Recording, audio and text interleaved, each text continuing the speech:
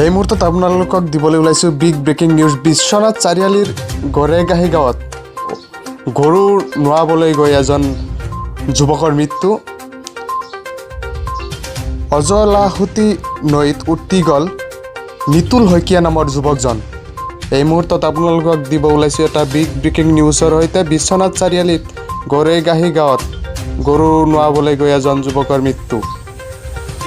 গৰু নোৱাই নৈৰ ইপাৰ সীমাত হ'বলৈ চেষ্টা কৰোঁতে মৃত্যু হ'ল যুৱকজনৰ। স্থানীয় ৰাইজে নাৱেৰে উদ্ধাৰ কৰিলে যুৱকজনৰ মৃতদেহ।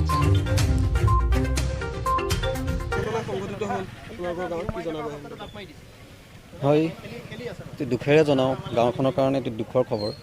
আজি বছৰৰ প্ৰথমটো দিন গৰুৰ বিহুৰ দিনাখনেই গড়াই গাঁৱৰ ৰাইজৰ বাবে গড়াই গাঁওখনত এটা শোকৰ ছাঁ পৰিছে। প্ৰত্যেক বছৰৰ দৰে যি আমি গৰু বিহু উদযাপন কৰোঁ এই ঘাটতেই গাঁৱৰ ৰাইজে ঢোল তাল লৈ ঢোলে ডগৰে গৰু নোৱাই আমি গৰু বিহু উদযাপন কৰোঁ।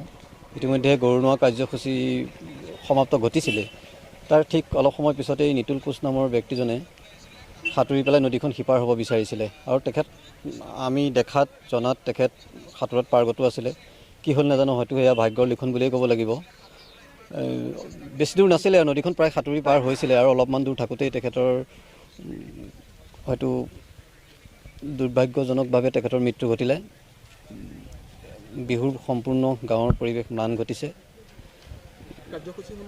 কাৰ্যসূচীসমূহ আজিৰ যিখিনি কাৰ্যক্ৰম আছিলে সেইখিনিতো বাতিল কৰা হ'ব। পৰৱৰ্তী কাৰ্যসূচীসমূহ কি হ'ব, গড়াই গাঁৱৰ ৰাইজ সংগঠন সকলো যুৱক যুৱতী বহি পেলাই আলোচনা হোৱাৰ পাছতহে আমি পৰৱৰ্তী কাৰ্যসূচীৰ কথা আমি জনাব পাৰিম আপোনাক। News desk report, any public news.